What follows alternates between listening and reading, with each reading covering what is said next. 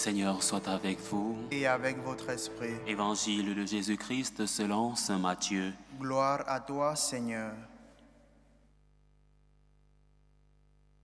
En ce temps-là, Jésus disait à ses disciples, « Ne pensez pas que je sois venu apporter la paix sur la terre. Je ne suis pas venu apporter la paix, mais le glaive.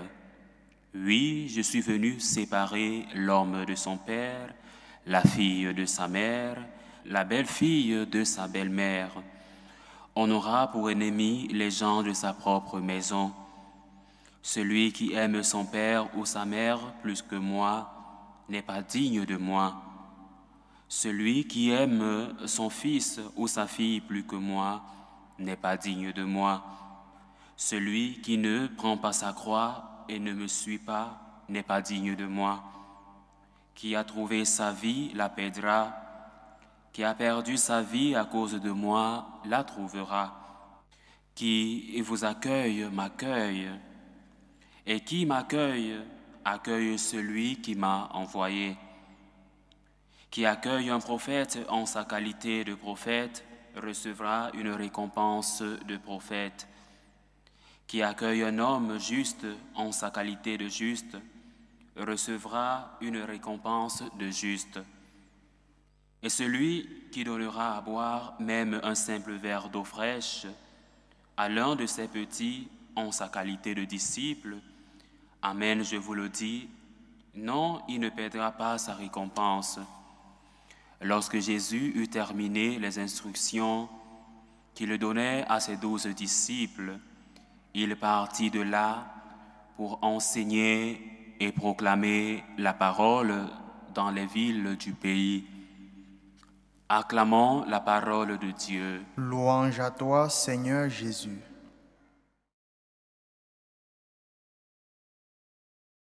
Nous commençons une nouvelle semaine et aujourd'hui notre Seigneur nous adresse des paroles ô combien violentes. Violentes parce qu'elles sortent de la bouche de notre Seigneur. Mais quand on entre en profondeur dans l'exégèse de l'évangile que nous avons écouté, nous comprenons cette portée, la portée théologique de l'enseignement de notre Seigneur. Alors lorsque Jésus déclare « Je ne suis pas venu apporter la paix mais le glaive », il ne contredit pas l'ange de Bethléem annonçant au monde, au berger, la naissance de Jésus, en proclamant la paix aux hommes, tel que nous le chantons dans le Gloria. Ni le Christ ressuscité, disant à ses disciples, « La paix soit avec vous », ou tel que nous le disons pendant la messe, « Je vous laisse la paix, je vous donne ma paix ». Alors il parle d'une autre paix, non pas celle du monde, faite de compromis et de silence face au mal. Non, Jésus parle de la paix de Dieu. La paix qui vient en vérité, la paix qui vient en justice et qui inévitablement provoque conflit et provoque aussi division là où règne le mensonge, là où règne l'idolâtrie. C'est de cette paix dont il s'agit dans l'Évangile. Alors cette parole est une clé d'entrée, une clé de lecture pour toute une théologie de la spiritualité. Une théologie prophétique. Nous sommes dans un moment prophétique, un moment où il faut annoncer, un moment où il faut dénoncer, un moment où il faut renoncer. Et un prêtre, en tant que prophète, doit se référer à cette trilogie, annoncer, renoncer et dénoncer. Alors, Jésus, en disant cela, révèle que la fidélité à l'Évangile entraîne un combat, y compris contre les logiques du monde et parfois contre sa propre famille. C'est difficile, mais nous prêtres, parfois, nous le vivons dans nos familles. Chaque fois que nous voulons dénoncer une réalité qui divise, notre vérité vient encore creuser la plaie. Notre vérité vient encore ouvrir des brèches et ces brèches font mal au cœur. Et parfois, cela suscite des divisions dans nos familles, des séparations. Mais nous sommes préparés à cela. Nous avons été formés à cela. Et notre Seigneur nous le dit, si nous sommes fidèles à son enseignement, il sera fidèle pour nous devant son Père qui est dans les cieux. Alors, premier enseignement d'aujourd'hui, le glaive de la vérité, avoir le glaive de la vérité. Et nous, franciscains de Marie, nous parlons de la défense de Jésus comme la Vierge Marie. Le glaive de la vérité est une exigence radicale. Dans la tradition patristique, notamment chez saint Augustin, ce glaive de la vérité est interprété comme la parole de Dieu elle-même, parole vivante, parole tranchante. Elle sépare l'âme et l'esprit, les jointures et les moelles, telles que nous l'enseigne la lettre aux Hébreux dans son chapitre 4, verset 22, verset 12, autant pour moi. Alors, la parole de Dieu pénètre jusqu'au plus profond du cœur pour le purifier, mais elle le dérange. La parole de Dieu dérange. C'est pourquoi les prophètes sont tués de nos jours. C'est pourquoi il y a beaucoup de martyrs. Parce que la parole de Dieu dérange. Pourquoi est-ce que la parole de Dieu dérange? Parce qu'elle est vérité, parce qu'elle est un glaive de vérité qui fait mal. Un glaive qui châtie. Un glaive qui pénètre le cœur et qui révèle au monde la réalité de nos cœurs. Alors, la parole de Dieu pénètre jusqu'au plus profond du cœur pour le purifier. Mais elle le dérange. Et saint Augustin disait, « Celui qui suit le Christ doit se préparer à être contredit, même par ceux qui l'aiment. » Et c'est vrai, celui qui dit la vérité, celui qui suit notre Seigneur sera contredit. Et certains se demanderont pourquoi il se comporte ainsi. Mais justement, aujourd'hui, nous avons la réponse. Celui qui agit comme prophète aura pour conséquence les divisions. Il sera vu comme un étranger, même dans sa propre famille. Alors Jésus ne prêche pas la haine des proches, mais l'ordre de la charité. Aimer Dieu au-dessus de tout. Celui qui aime son père et sa mère plus que moi n'est pas digne de moi. Il n'est pas digne du royaume de Dieu. Et nous, franciscains de Marie, une fois de plus, je le dis, nous avons l'ordre dans nos priorités. Notre priorité pour nous, c'est le Christ. Vivre pour moi, c'est le Christ, dit saint Paul. Vivre pour moi, c'est le Christ. Mourir pour moi est un gain. Ce sont les paroles de saint Paul. Et sainte Thérèse de Jésus, cette mystique espagnole d'Avila, disait « Seul Dieu suffit. Que rien ne te trouble. Seul Dieu suffit. » Et nous, comme franciscains de Marie, nous avons un modèle, saint François d'Assise, qui nous demande de mettre Dieu à la première place parce que Dieu mérite tout. Dieu mérite notre amour. Dieu mérite notre gratitude. Alors, Benoît XVI disait que cette exigence ne détruit pas la famille, mais la fonde sur un amour plus fort que le sang, l'amour du Christ crucifié et ressuscité. Alors, chère famille, soyez compréhensifs. Si vous avez un prêtre qui vous incite, qui vous invite à la conversion, qui vous invite à changer, qui bouscule votre intérieur quand il vous dit la vérité, prenez-le avec foi, prenez-le avec espérance, prenez-le surtout avec charité. Deuxième enseignement. Aujourd'hui, nous sommes invités à une logique de domination, à rejeter cette logique de domination telle que nous l'enseigne la première lecture tirée du livre de l'Exode. Alors, dans la première lecture, nous voyons un pharaon inquiet face à la croissance du peuple d'Israël, le peuple choisi. Il cherche à le réduire par l'oppression, la division et finalement par la mort des enfants mâles.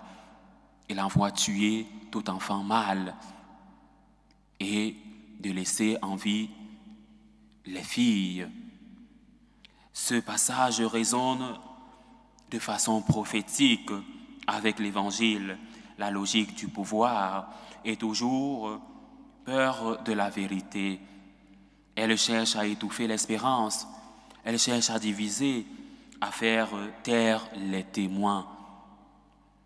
De même, aujourd'hui encore, l'esprit du monde, ce pharaon moderne, tente d'imposer un conformisme qui marginalise la foi, qui tourne la fidélité au Christ en motif de moquerie, voire de persécution. Mais Jésus nous dit aujourd'hui, « Celui qui perd sa vie à cause de moi la trouvera. » C'est là le grand paradoxe chrétien, la théologie de l'espérance. La croix n'est pas la fin. Comme chrétien, la croix n'est pas la fin, mais le chemin de la vie. Comme le dit le psaume de ce jour, notre secours est dans le nom du Seigneur qui a fait le ciel et la terre. La croix du chrétien, c'est son espérance. Au milieu de ces nuits, le chrétien doit regarder la croix.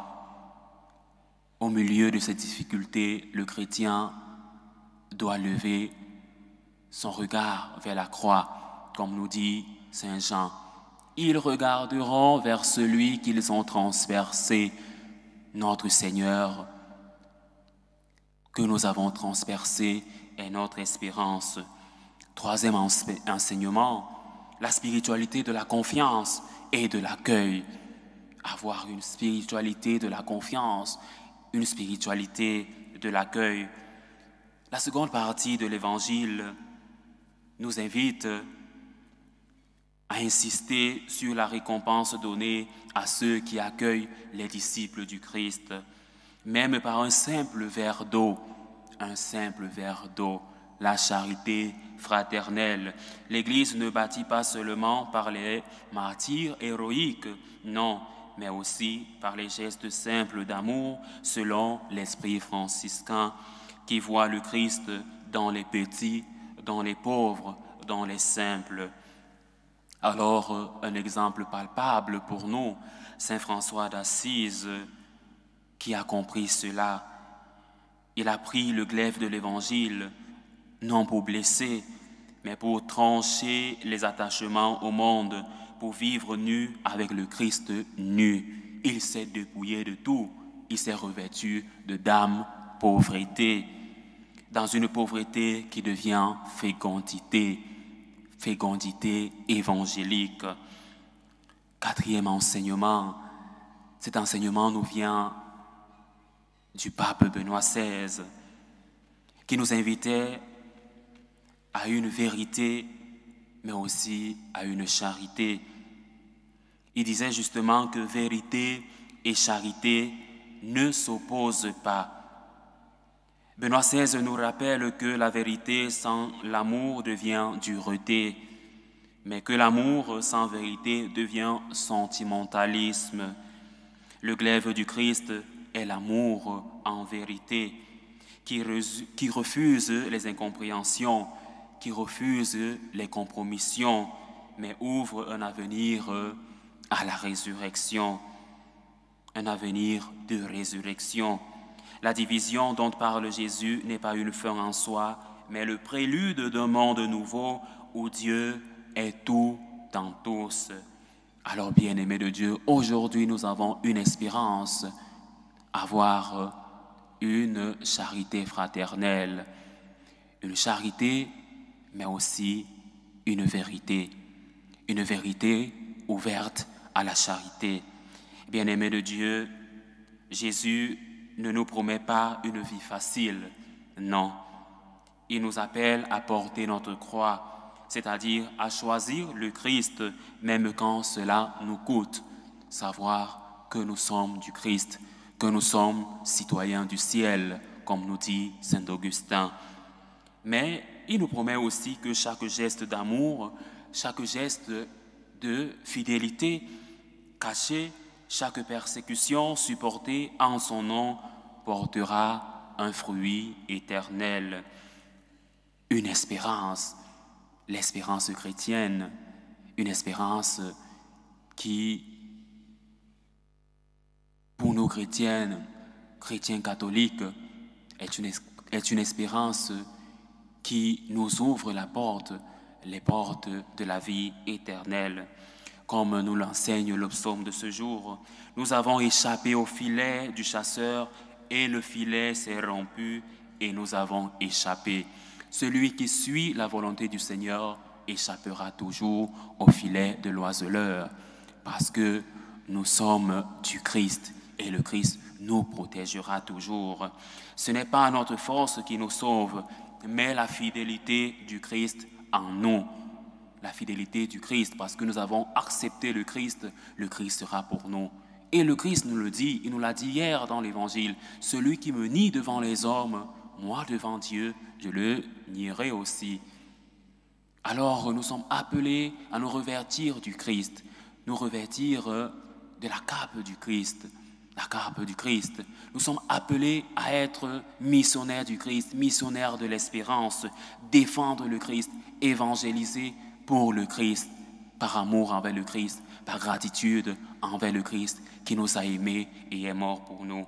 Prenons donc le glaive de la vérité, la croix de l'amour, et aujourd'hui, bien-aimés de Dieu, avance dans l'espérance chrétienne, car celui qui perd sa vie à cause du Christ la trouvera. C'est notre espérance.